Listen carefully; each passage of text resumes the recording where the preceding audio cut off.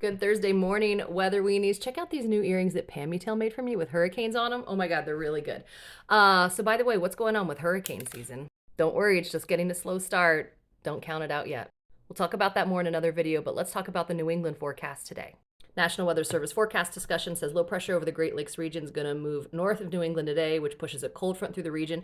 There are going to be some showers and thunderstorms that form off of this line. Nothing severe, though. And then after that, though, we have high pressure bring drier air and warmer temperatures for Friday through the weekend. Next week, the heat and humidity will build. I told you guys that was coming, what, a week ago or at the beginning of this week. Though no significant shower or thunderstorm activity is expected for the first half of next week. That's a good thing and the bad thing. It's a bad thing because it means there's not going to be any break coming from it that we see anytime soon.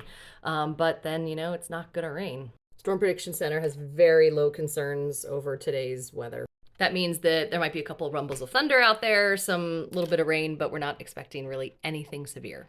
Take a look at the timing for today's storms as we go through. Seeing this pop up, this line here right through central New Hampshire. This is going to be the cold front where these storms are firing on this line. This is 15Z. This is about 11 a.m.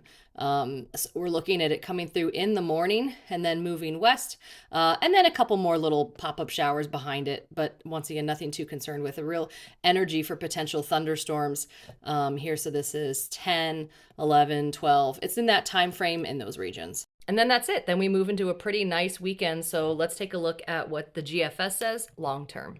So here we are right now for New England. Our little bit of a mess rolls through, but high pressure is going to be building. We're on the east side of that. Should bring not substantially hot temperatures and a little bit drier at first, but as that high shifts to the east, then it starts funneling up warm, humid air from the south, and that's when things change. So seeing it late weekend, early next week.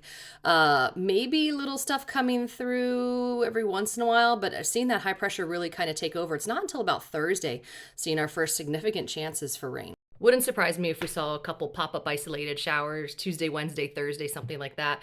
But at this point, I mean, how many days out are we looking? Like 5? So we'll check back on it later. But let's look at what that heat and those dew points are going to do next week.